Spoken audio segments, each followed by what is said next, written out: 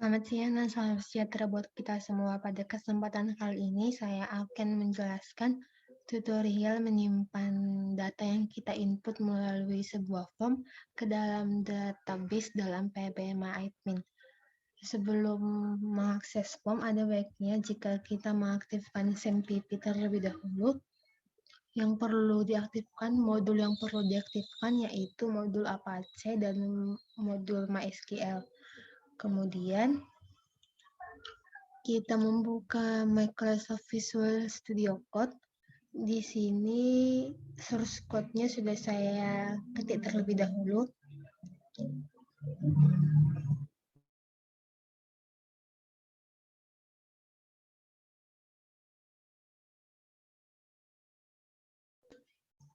Untuk kode program untuk form yang akan dibagikan untuk mengisi data adalah sebagai berikut dengan judul form input data, kemudian masuk ke dalam body dengan fungsi center. Ada heading yang pertama, form penyimpanan ke dalam database. Form action simpan.php merupakan tempat kemana database yang kita inputkan nanti disimpan. Kemudian ada label yang pertama untuk kode barang, kemudian label yang kedua nama barang dengan input type text, kemudian label yang ketiga jumlah barang, label yang keempat harga barang. Input type submit dengan value disimpan ke file simpan.php. Kemudian kode program untuk menyimpannya yaitu simpan.php. Perintah menghubungkan database dan PHP atau membuat koneksi. Bagian pertama ini localhost merupakan server name. Bagian yang kedua merupakan username. Username-nya sama dengan root. Sedangkan passwordnya empty. Sedangkan untuk bagian keempat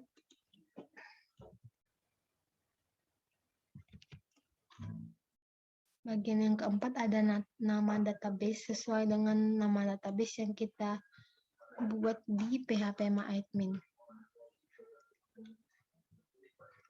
Ini merupakan fungsi kondisi untuk mencek koneksi. Jika koneksinya salah, maka akan muncul tulisan error couldn't connect. Kemudian akan ditampilkan penyebab tidak bisa terkoneksi. Kemudian ini merupakan isian data pada form input yang akan dikirim ke database. Merupakan kode barang, nama barang, harga barang, dan jumlah barang. Perintah simpan ke dalam database. Perintahnya adalah $SQL. Di sini SQL-nya bisa bebas, bisa diganti dengan variabel lain dengan lanjutan insert into TB barang values. TB barang merupakan nama tabel yang dibuat di PHP-MyAdmin. Kemudian dengan fungsi kondisi lagi, jika query dari MySQL dengan koneksi dan SQL-nya, jika data berhasil disimpan, maka akan keluar teks data berhasil disimpan. Periksa kembali di PHP-MyAdmin untuk melihat hasil simpanan. Jika gagal, maka akan keluar teks error, maaf data gagal disimpan, dan muncul penyebab errornya yaitu MySQLi_error $con. Dan untuk error nanti maka akan langsung tutup koneksi dengan MySQLi_close connection. Kemudian kita akan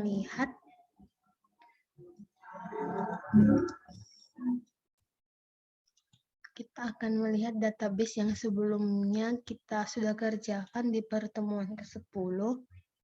Ada di video yang sebelumnya. Ini dengan nama DB Toko.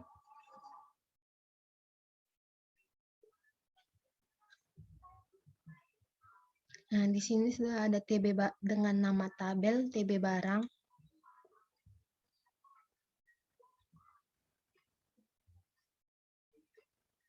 Ini merupakan isian yang sudah diisi ketika kelas yang minggu lalu pada hari Sabtu. Kemudian kita akan membuat isian yang baru dengan cara mengetik localhost / nama form isian yang kita buat tadi dengan nama form.php. Kemudian akan tampil seperti berikut ini dengan judul form penyimpanan ke dalam database. Kita masukkan kode barang, nama barang,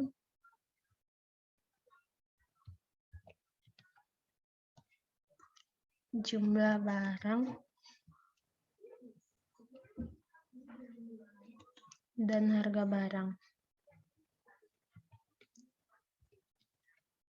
Kemudian jika kita klik button simpan, akan muncul teks data berhasil disimpan. Periksa kembali di phpMyAdmin untuk melihat hasil simpanan. Ini berarti koneksi yang kita buat di Visual Studio Code tadi berhasil. Kemudian, jika kita ingin menginput data lagi, kita boleh back, kemudian isi lagi.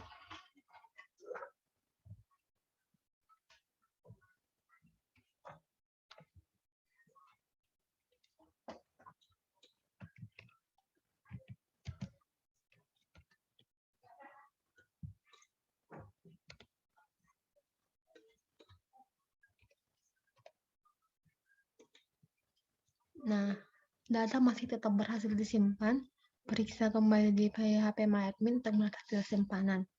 Nah, untuk melihat hasil simpanan, kita perlu membuka database yang sudah tadi kita buka pertama kali di phpMyAdmin. Kemudian refresh untuk melihat hasil inputan. Di sini kita bisa melihat inputnya. Minyak goreng, kelapa, kecap, dan saus tomat. Input yang kita masukkan tadi ada kecap dan saus tomat. Dengan kode barang kecap 1234, nama barang kecap, jumlah barang 9, harga barang 15.000. Kemudian inputan yang kedua ada saus tomat dengan kode barang 334455, nama barang saus tomat dan jumlah barang 5, dan harga barang 17.000. Di sini masih ada fungsi untuk menghapus inputan, misalnya ada yang salah ketik. Misalnya kita coba hapus yang ini. Nah, udah one row affected query took 0,0894 second. Kita klik lagi tipe barang. Nah, yang 0 tadi sudah hilang. Begitu.